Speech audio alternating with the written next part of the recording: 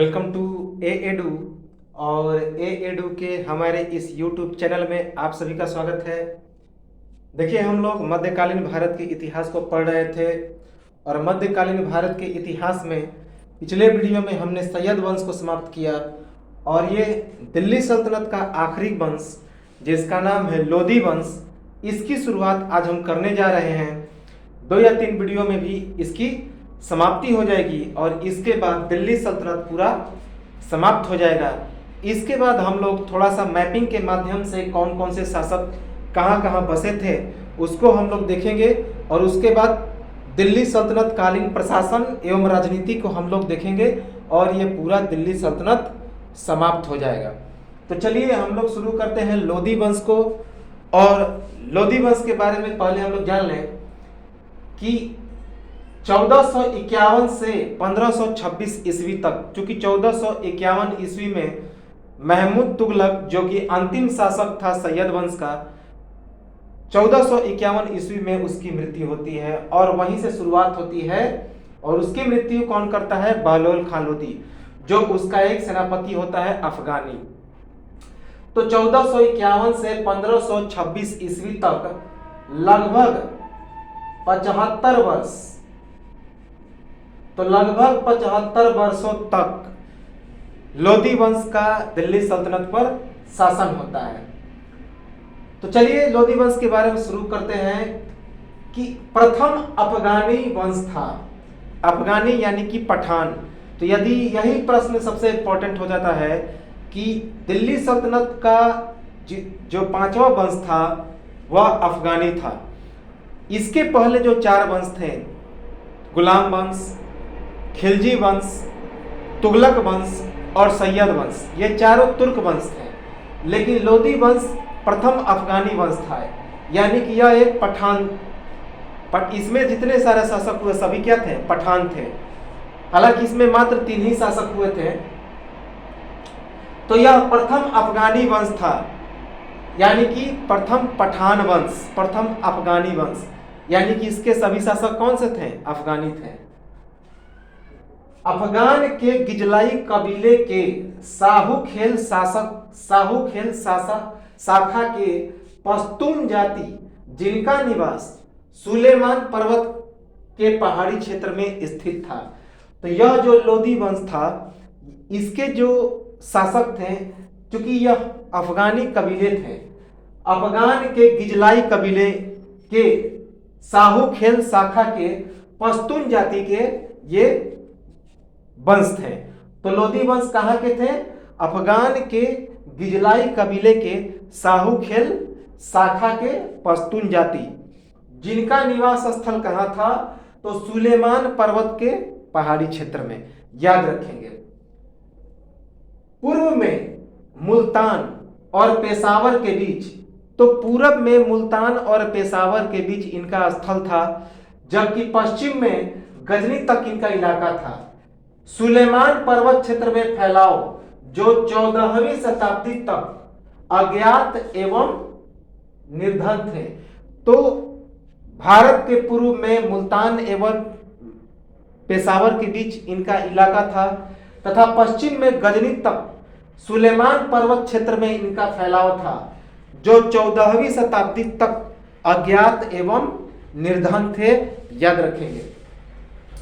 सबसे इंपॉर्टेंट कि दिल्ली सल्तनत का यह अंतिम वंश था। दिल्ली सल्तनत का यह सबसे अंतिम वंश था। इसके बाद दिल्ली सल्तनत समाप्त हो जाएगा। दौलत खां लोधी पहला अफगानी था जिसने दिल्ली की सर्वोच्च सत्ता जो 1412 ईस्वी से 1414 ईस्वी तक प्राप्त की, पर अपने आप को सुल्तान नहीं कहा। याद रखेंगे कि इब्राहिम बहलोल लोधी से भी पहले दौलत खां लोधी पहला अफगानी था जिसने दिल्ली की सर्वोच्च सत्ता पर 1412 ईस्वी से 1414 ईस्वी तक काबिज रहा, लेकिन यह सुल्तान के रूप में नहीं रहा। इसीलिए इसे लोधी वंश के शासक के रूप में गिनती नहीं करते हैं। बस एक दिल्ली सल्तनत पर काबिज एक सत्ता के रूप में, एक शासक के रूप में हम लोग कहते हैं, लेकिन दिल्ली सल्तनत का इसे शासक नहीं कहा जाता है क्योंकि यह सुल्तान के रूप में काबिज नहीं था। तो लोदी वंश का यह परिचय हमने देखा कि दौलत खान लोदी पहला अफगानी था जिसने दिल्ली की सर्वोच्च सत्ता पर 1412 से 1414 ईस्वी तक रहा, पर अपने आप को सुल्तान नहीं कहा। और दिल्ली सल्तनत का यह अंतिम वंश था। पूर्व में मुल्तान और पेशावर के बीच यह स्थित था, जबकि पश्चिम में गजनी तक सुलेमान पर्वत के क्षेत्र में इसका फैलाव था। और 14वीं शताब्दी तक ये अज्ञात थे और निर्धन थे। ये अफगान के गिजलाई कबीले के साहू खेल शाखा के पश्तून जाति के वंश थे और जिनका निवास स्थान कहाँ था? सुलेमान पर्वत के पहाड़ी क्षेत्र में। और ये प्रथम अफगानी वंश थे, प्रथम पठानी वंश थे। कहाँ का? तो दिल्ली सल्तनत का।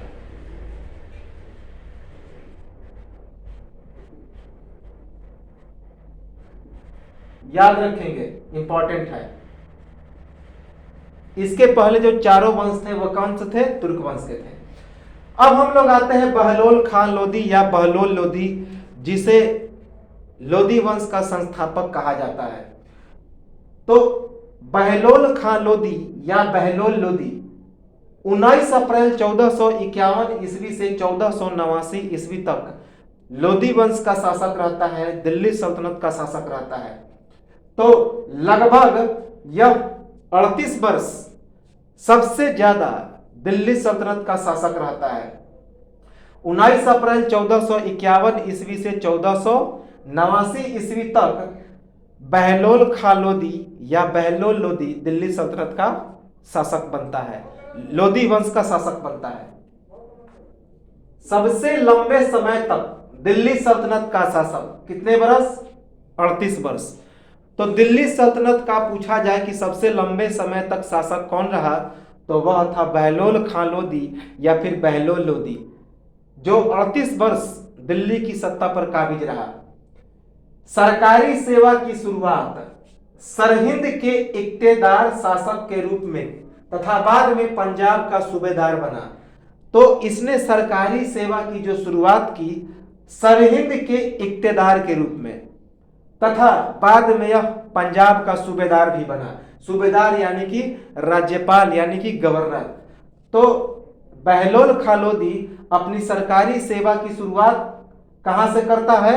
तो सरहिंद के इक्तेदार के रूप में, सरहिंद के शासक के रूप में, सरहिंद के इक्तेदार शासक के रूप में, और बाद में यह पंजाब का राज्यपाल यानी कि सूबेदार भी बनता है। याद रखेंगे। यह भी परीक्षा में पूछा गया है कि इसका जो जन्म हुआ था यह शल्य चिकित्सा के हुआ था, यानी कि ऑपरेशन के द्वारा। तो यह भी एक इंपॉर्टेंट फैक्ट है कि बहलोल खान लोदी का जो जन्म हुआ था वह चीरफाड़ के द्वारा हुआ था, शल्य चिकित्सा के द्वारा हुआ था, ऑपरेशन के द्वारा हुआ था। इसे आप लोग याद रखेंगे। इसके पिता का नाम मलिक काला था। तो बहलोल खान लोदी के पिता का नाम क्या था? मलिक काला। बहलोल खान लोदी के दादा का नाम था मलिक बहराम। यह भी इंपॉर्टेंट है। तो बहलोल लोदी के दादा का नाम क्या था? मलिक बहराम, और पिता का नाम था मलिक काला। इसका राज्याभिषेक 19 अप्रैल 1451 ईस्वी को हुआ था। तो बहलोल खान लोदी का राज्याभिषेक कब हुआ था? 19 अप्रैल 1451 ईस्वी को अबू मुजफ्फर बहलोल शाह के नाम से। तो बहलोल लोदी का जो राज्याभिषेक हुआ था 19 अप्रैल 1451 ईस्वी को अबू मुजफ्फर बहलोल शाह के नाम से। याद रखेंगे, अबू मुजफ्फर बहलोल शाह के नाम से। बहलोल लोदी का सबसे बड़ा जो प्रतिद्वंदी था वह था हुसैन शाह सरकी। यह जौनपुर का राज्यपाल था। तो जौनपुर का राज्यपाल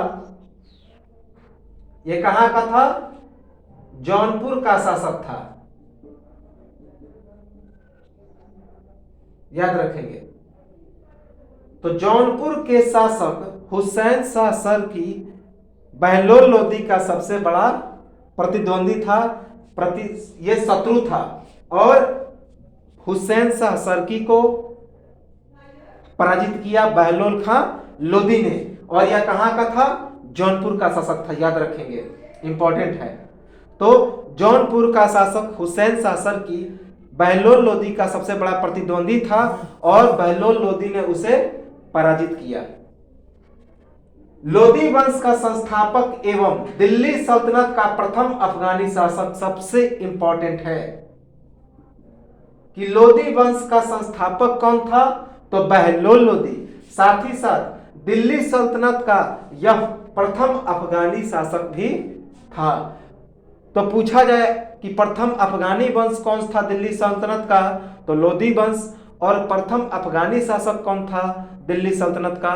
तो वो था बहलोल लोदी या फिर बहलोल खां लोदी। 1451 ईस्वी तक मुल्तान, लाहौर, दीपालपुर, समाना, सरहिंद, सुनाम, हिसार, फिरोजा तथा कतिपय अन्य परगनों का स्वामी बन चुका था।